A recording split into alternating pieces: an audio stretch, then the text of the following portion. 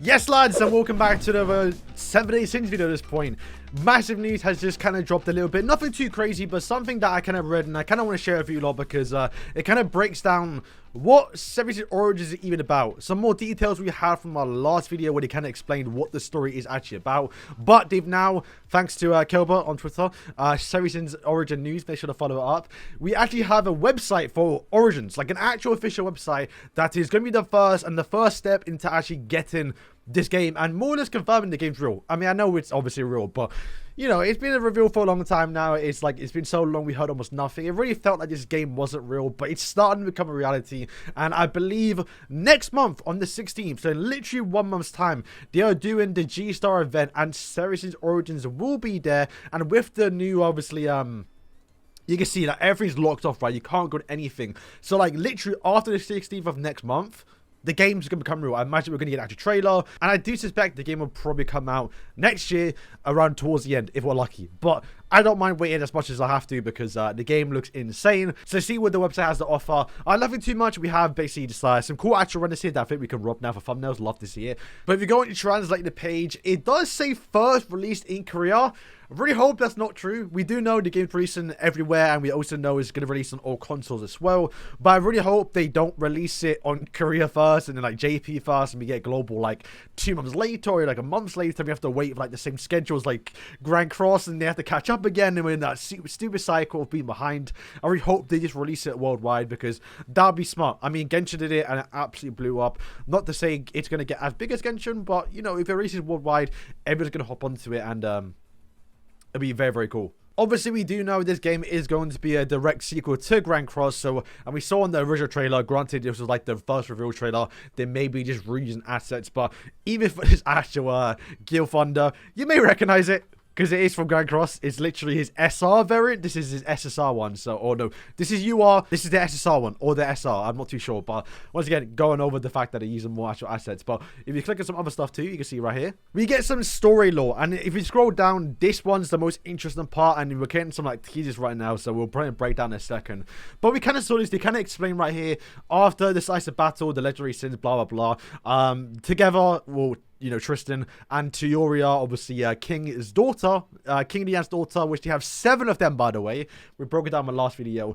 They go down to a mysterious chamber, which we've seen gameplay of. Obviously, the first actual gameplay tutorial was actually leaked online, and we've kind of already broken down the channel. We're not going to go too much through it, but if you haven't seen it, the link will be in the description. Go watch it yourself. But essentially, they go down into a massive cave, and they fight some random monster, and you get a tutorial. Bear in mind, this is English, by the way, I think. Yeah, it is in English. So once again, it should release worldwide, like all in one go. I hope it doesn't release first in Korea, because it'll be so stupid.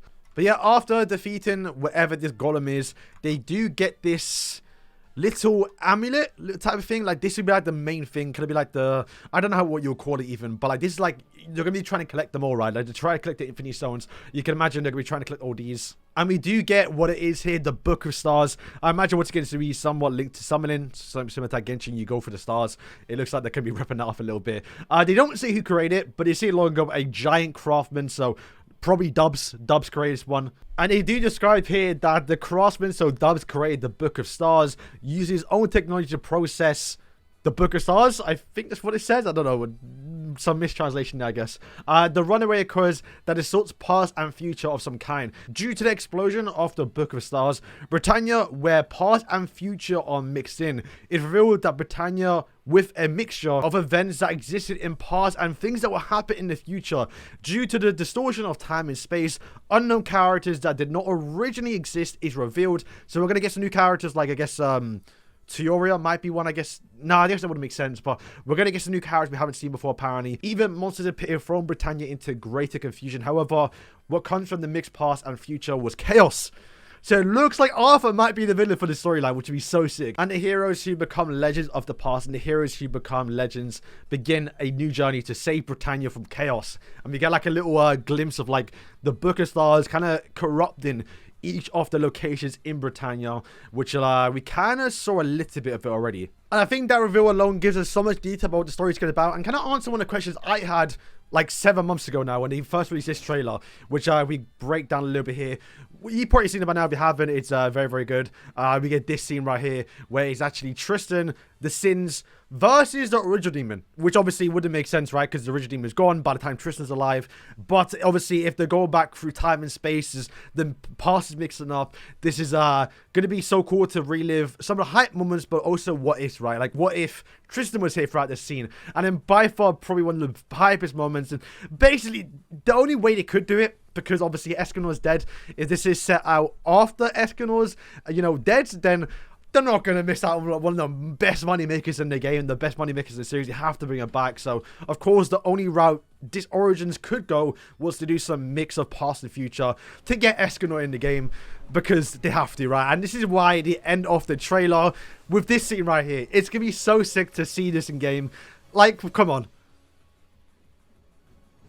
Like, tell me you don't get goosebumps. Tell me you don't get goosebumps seeing this scene. Like, they know what they're doing. But just taking characters throughout the whole universe of 7 Days Sins and plotting them into some mysterious new world, it's going to be very interesting. Like, for example, if we get, like, Salt Mohamed Yodas when he was still the leader of 10 Commandments. If he gets taken out when his whole, like, timeline changes. There's so much possibilities about where they can go. And, of course, the biggest thing that I'm very much excited for, especially with Four Knights, because I love it so much, is Arthur being the villain. It looks like wherever the storyline is going to be, Arthur is going to be the villain. So I wonder how the Four Knights are going to take place in this actual universe, because they're going for the future, mixing things up a little bit as well. We do know from the first trailer that Percival and Sin will be in the game, so they will take a lot of the Four Knights into this actual game, with like the possibilities right now are endless. I know a lot of people commented about in my last video about playing through iconic moments, and we may actually get that. They kind of already teased Escanor versus Estarossa, and well, imagine, hypothetically speaking, Estarossa and Escanor find each other, and you get plopped out of their timeline and get put into this new one,